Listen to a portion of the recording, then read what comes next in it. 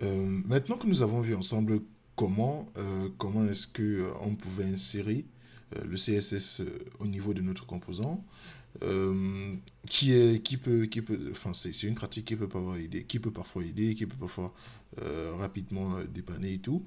Et du moins ça reste une technique bonne à savoir. Par contre, si on a un code, je sais pas, je dis des conneries, peut-être de 20 000 lignes. Donc, si on a un script, si on a un code, par exemple, de 20 000 lignes, je sais que c'est tiré par les cheveux. Si on a un code de 20 000 lignes où il y a nos composants et et du CSS, et s'il y a un problème, s'il y a un problème au niveau de notre interface que l'on veut débugger, ça ne sera pas évident de se retrouver. Donc, dans cette partie, nous allons revenir un peu à la structure de base de notre projet. Et comme dans la vidéo précédente, vous avez remarqué que au niveau du fichier src, donc du fichier source, nous avons un app.js et un app.css. Donc au niveau de l'app.js, vous l'avez remarqué, il n'y a rien qui, à ce niveau, qui traite de, de- du CSS. Donc, il n'y a aucun script CSS concrètement. Mais au niveau de l'app.css, il y a tout ce qui est allié, tout ce qui a trait au CSS, toutes les couleurs, toutes les tailles, voilà, avec les display flex et autres. Par contre, au niveau de l'app.js, le constat à faire, c'est qu'au niveau des imports, on a le CSS qui est importé. Donc, nous allons toujours rester avec notre composant de classe, donc à ce niveau, et nous allons lui créer un autre fichier, un fichier cc.css, donc pour composant de classe .css. Allez, hop, donc, avant de le faire, d'abord, on va nettoyer ici, allez, et voilà, c'est propre, parfait. Donc, allez, on revient au niveau de notre navigateur, normalement, on est bon. Donc, ce qu'on va faire, c'est qu'on va créer, allez, notre nouveau fichier. Let's go. New file. On va appeler ça cc.css. Parfait.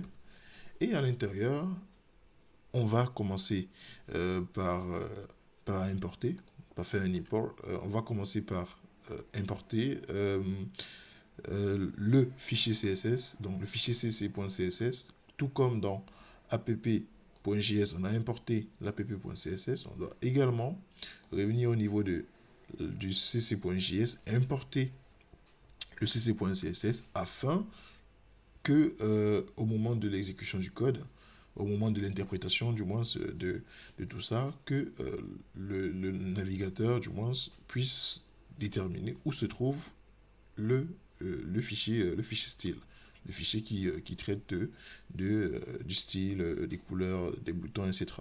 Donc, sans tarder, on va également venir faire un import. There is it, donc import, allez, hop, point, backslash de cc, de cc, allez, point, backslash de cc.css. Normalement, on est bon.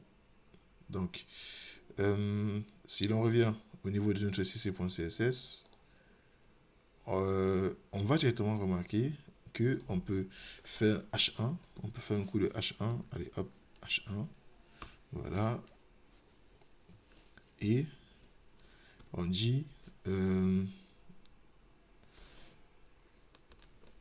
un coup, alors on fait un coup de color, donc hop, on fait un coup de color, AK, ok, prenons cette couleur AK. Si on enregistre, hop, et on revient à ce niveau, là, on a notre couleur qui a changé. Si on fait comme dans le cas précédent et que, hop, on prend plutôt la couleur pink, donc on prend le rose, pink, parfait. Si on save tout ça, on revient au niveau de notre navigateur, normalement, on a du pink. Donc, comme dans le cas précédent, on pouvait directement injecter le code à ce niveau, mais comme je l'ai dit personnellement, c'est juste, il est recommandé, donc pour les cas de bonne pratique, c'est très important de toujours essayer de séparer tout ça et de gérer les connexions. Donc, tout d'abord, on sépare. On crée un fichier cc, donc composant de classe cc.css.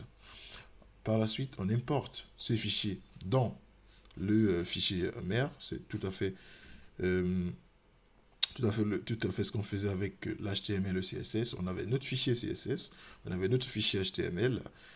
On appelait ou alors on importait autrement, au travers des balises notre CSS dans l'HTML et il ne restait plus qu'à travailler dans le style. En faisant de cette façon, en cas de problème, s'il y a un problème avec l'affichage ou du moins avec la mise en page ou la mise en forme de notre interface, là, on sait directement, ou du moins ça sera plus facile déjà de détecter où est le problème, de revenir au niveau du code, d'arriver sur le code et de savoir, ah tiens, le problème c'est pas au niveau de l'appjs, non, ça c'est impossible, ça il faut être con. Le problème c'est pas non plus au niveau du package.json. Ce qu'on va faire, c'est qu'on va dire, attends, tiens, le problème c'est au niveau de l'interface, il y a peut-être ce bouton qui ne s'affiche pas bien, ou du moins il y a cette couleur qui n'est pas bien mise en avant. Ce que je vais faire, c'est que je reviens dans mon fichier CSS rattaché au composant qui traite de cette partie et je n'ai qu'à faire la manipulation aussi simplement que possible. Donc,